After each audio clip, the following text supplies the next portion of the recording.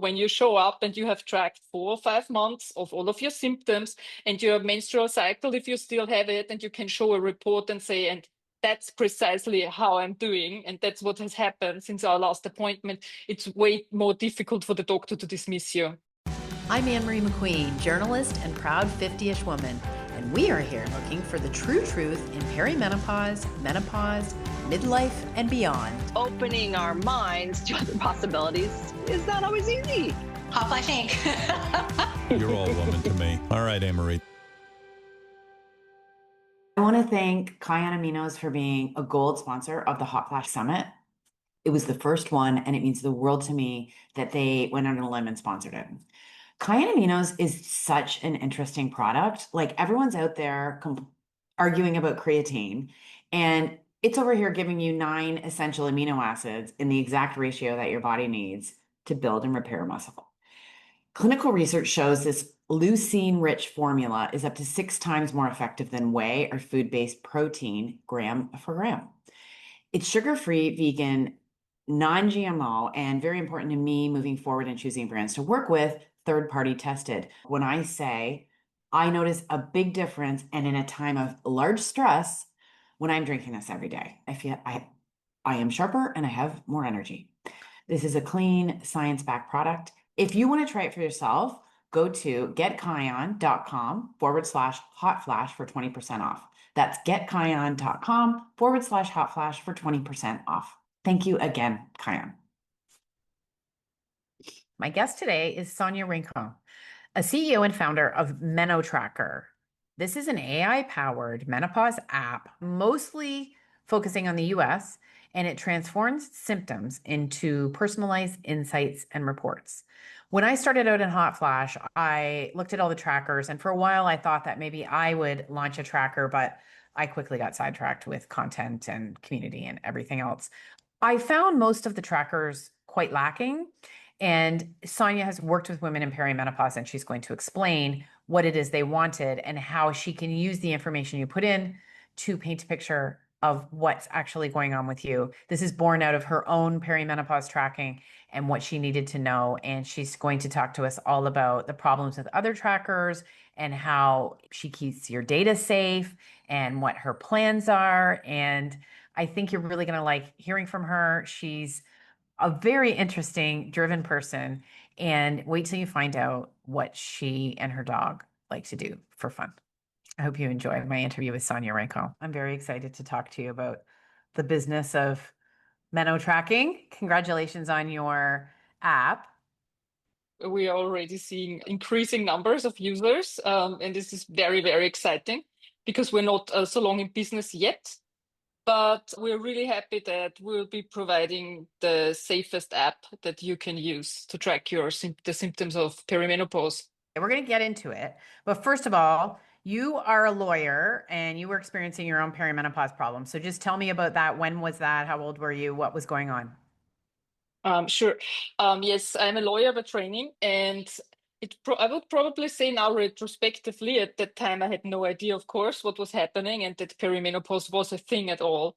I would say retrospectively, my symptoms started at the age of 37, more or less. And it was, it started very slowly with sleeping issues. Really, I had really trouble sleeping through the night, trouble remembering things. But basically, everyone told me, yeah, that's just related to stress. And I really believed that because, that could be stress related.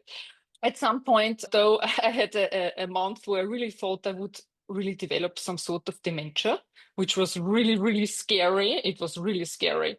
And I had to deal with depressive moods, and that was really bothering me a lot, because at some point they just prescribed me SSRIs and I took them. Well, it didn't really work. I was on them basically for a couple of years, though, at least 5 years. Okay. Yeah. Wow. Yeah. And obviously afterwards, when I found out that all of that was related to perimenopause, I got a bit upset because somebody could have told me that. Yeah. But Did you taper off of the SSRIs? absolutely, yes. I personally, I'm on HRT. It really helped me, and I got rid of the SSRIs, and honestly, I'm doing way better with HRT. yeah, that has really done the trick for me. What's your hormone therapy regime? Well, I take the estrogen as a gel, because I'm based in Austria, we don't have patches. I really would love the patches though, but we don't have them. And progesterone, and I'm taking that in the evenings to sleep through the night. Actually, that's sort of working now. I had to increase the dosage to 150 milligrams of the progesterone though. The dosage was a very slow process. It took me like half a year to figure out which dosage would be great and when to take everything exactly. I know now I personally have to take the estrogen in the morning and the progesterone in the late afternoon. Okay. So it works for me. Yeah. Do you have any advice for women, just while we're on this subject of hormone therapy, on how to do that? Basically, I started tracking when it did work. First, because basically what happened was I went to the doctor, got a prescription, right? And it was like, here you have the prescription, and now, that's it. Off you go. Figure out how it works. So at the beginning, I was taking everything in the morning because I had no idea, right? I mean, yes, I was reading up on books, but already then I knew that it was different for every woman. So, I tried it in the morning, and it didn't really worked well. So I moved my progesterone to the evening, which was then obviously a bit too late. So after a couple of months, I ended up in the late afternoon because Okay. obviously it takes a bit longer for me to absorb that. Or I don't know why really, but the late afternoon seems to be the trick, like around 4:30, 5 o'clock. That's the time I have to take it. So it really works for me. And well, I think that tracking really makes a difference and not giving up too early. I mean, when I changed the regime, I basically always tracked at least 3 weeks to see if it really did the trick. Yeah. I think not giving up is like the key, not giving up. Yeah, not giving it time.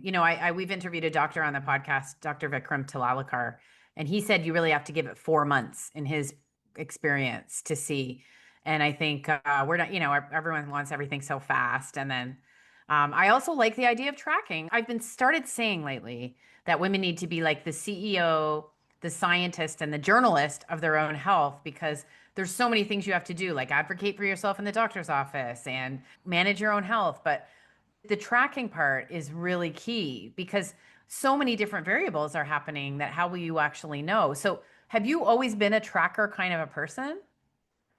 I've always been a data kind of a person. I always like to see the big picture and to see how things are really connected. I think that made it a bit easier, but before mobile applications, I used Excel sheets to track stuff, mostly in fitness though, to see progress. But I think nowadays it's way easier to track things, really. And what it does though is it takes away the uncertainty because okay, I can see a pattern, and you won't realize that because honestly, usually you don't even know what you ate the day before yesterday. How are you going to remember that you had brain fog 5 days ago? Really? I mean, Perfect. Yeah, that is so true. it's just not possible.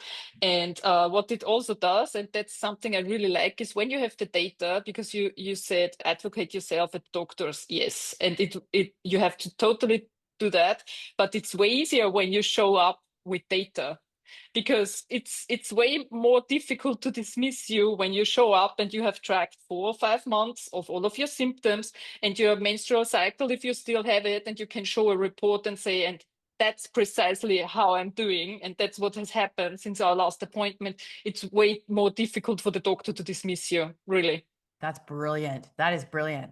Okay, you are a lawyer and a single mother too. So I'm in awe of everything you've accomplished. But where did it go from like you're a woman in perimenopause to I think I could come up with something that will help women, and then yeah, how did that happen? How did it happen?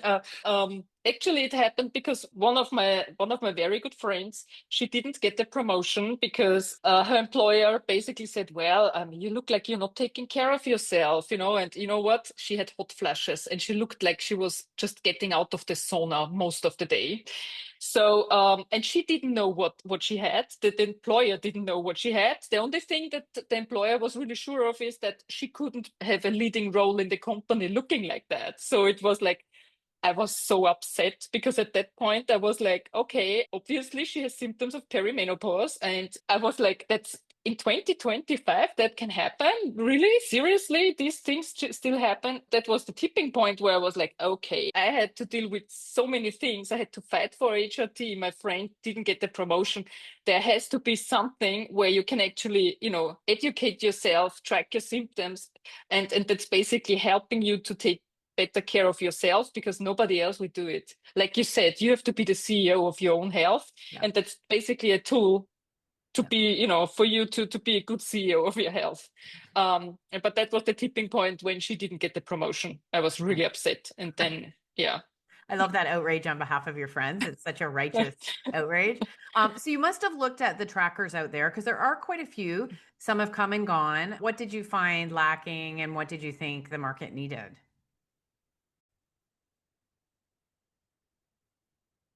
You know the feeling when you tried all your health trends, but you're still tired, foggy, or just not yourself? It's not your fault. True health starts deeper at the cellular level. Enter the first ever longevity gummies powered by MitoPure. They're the only clinically proven urolithin A gummies designed to recharge your cells, boost energy, and help you feel strong and vibrant from the inside out. They taste great. I've tried them. They're vegan and clean. And MitoPure's own testing shows they can add up to 12% more muscle strength in just 16 weeks. It's like giving your body a daily cellular tune-up. If you want to feel energized now and as you age, click the link to timeline.com in the show notes and use my code HOTFLASH for 20% off your first order. That's timeline.com and code HOTFLASH for 20% off your first order. Your cells will thank you. Well, I mean, first of all, when I track symptoms and I really do the effort of the tracking, right? What I want to have is access to my own data and really for the data to paint the picture of my health. Yeah. So what I found was that the trackers that were available, you could track things, but you couldn't really generate a report or visualize your data or anything like that. It was more like a diary. And for me personally, it felt more like you were tracking the data for the owners of the application and not to really, not really to help yourself. It was not like a tool. That was something that I really didn't like. And one other thing, well, actually, two other things.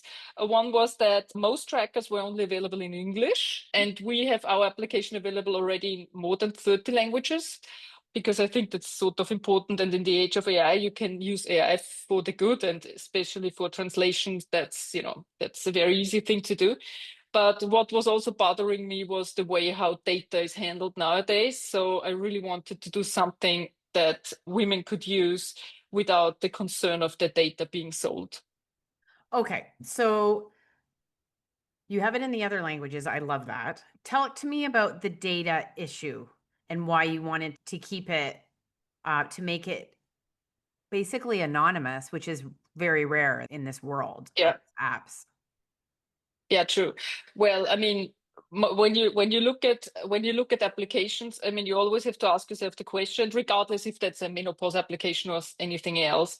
When something is really free, you have to ask yourself, how are these people making money? Because developing software is really expensive. That's not something you just do, right? Also, running a company does cost money. So you always have to ask yourself, what are they going to do? And usually nowadays, data is a gold mine, really. Because when you collect data of your users, you can sell it to marketing agencies. I mean, there are some period tracking apps who really made an impression with how they were selling data within the last few years. And there have been lots and lots of scandals. And what I really don't like is when women are getting exploited and when their data is being used against them, because I think that's just wrong. Yes, of course you can earn money with that, but I think nowadays there should be better ways to earn money, and that can be a very honest business of, I let you use my software, you pay me for the subscription. That could be it. So that was basically our main idea, was to do something that's just a business transaction and it doesn't have any backdoors. So when someone signs up, how does it work? They're hidden, like their identity's hidden, but what do they tell you about them? And what do you not know? Basically, when you sign up, You can put in a nickname and an email address. We will never get your real email address. So basically what will end up in our database is a fake name and a fake email address. So we are not asking anything more of you. The only thing that we are asking you, and we're also explaining why we do that, is a year of birth. We're not asking for birth date. We're asking for a year of birth.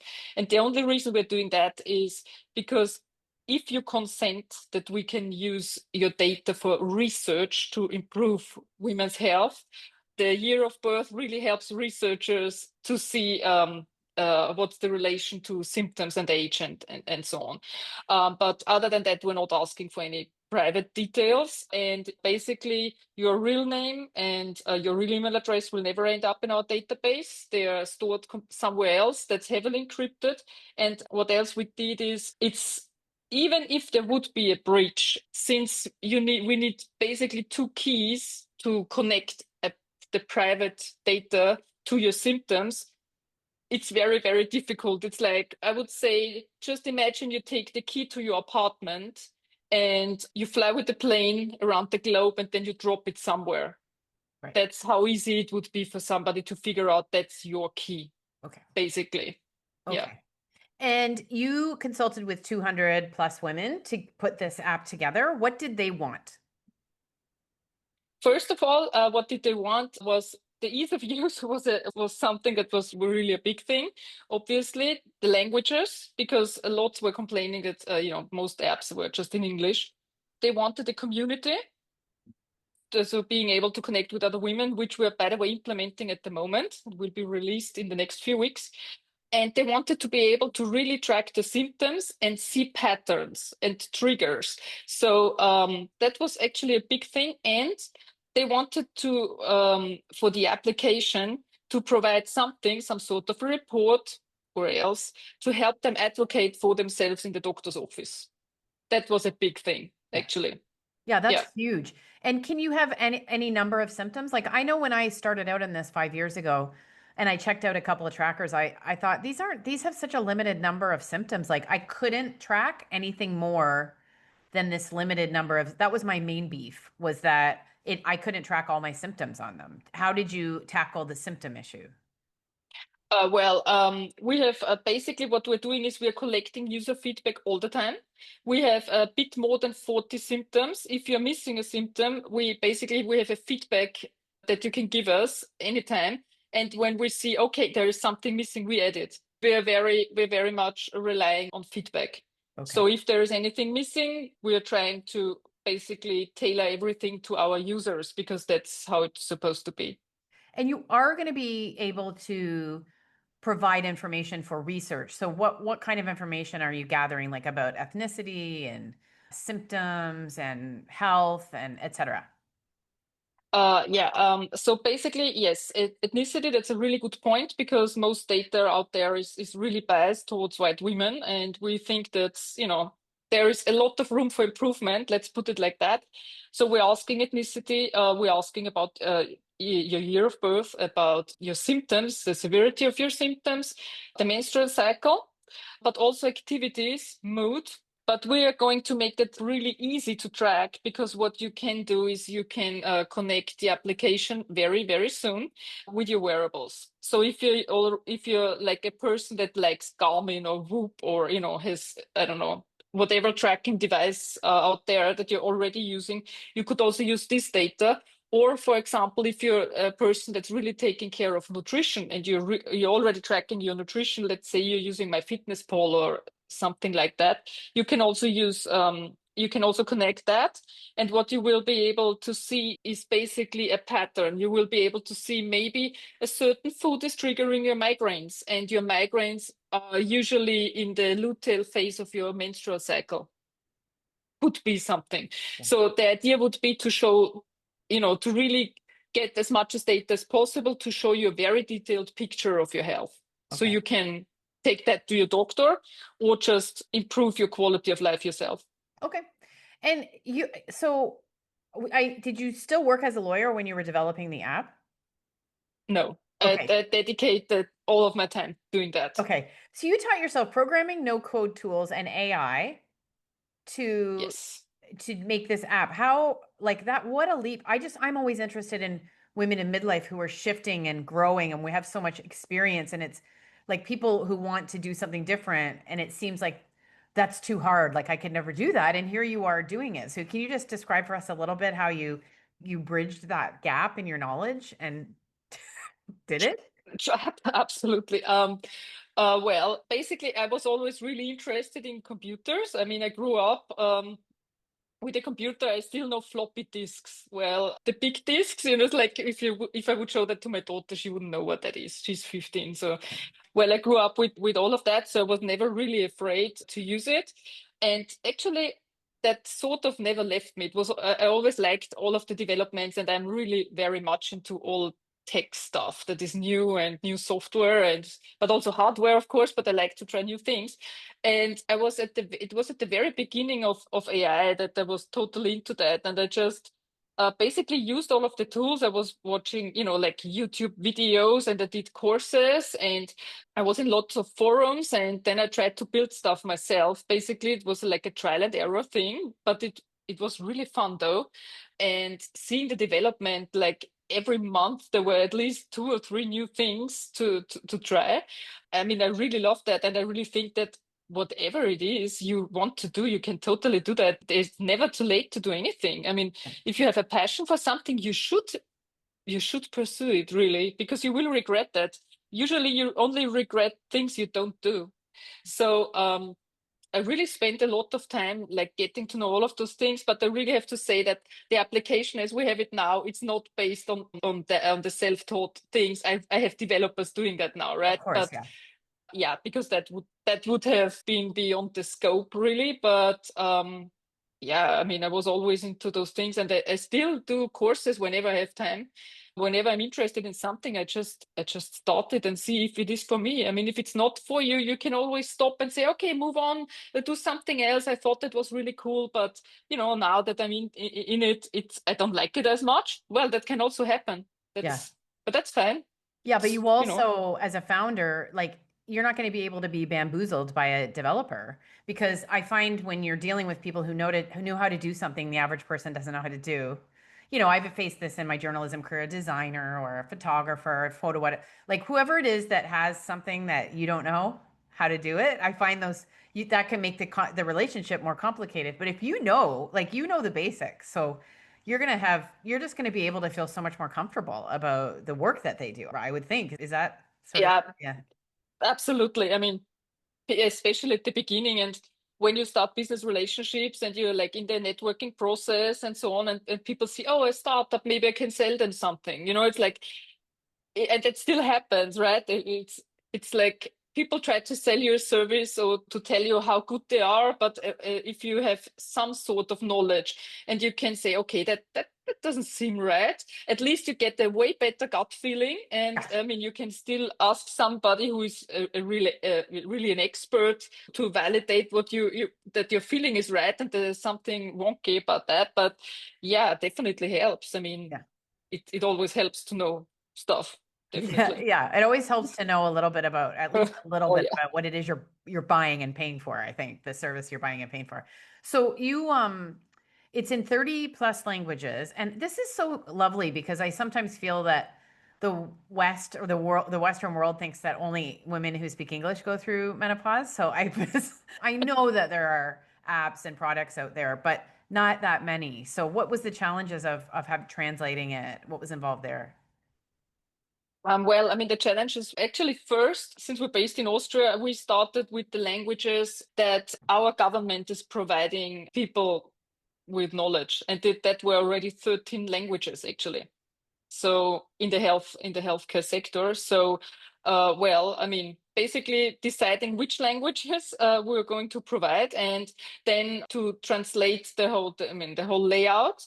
Of course we had to consult native speakers and so on, and really see if the AI translations make sense or not, basically figuring out which tool would make more sense.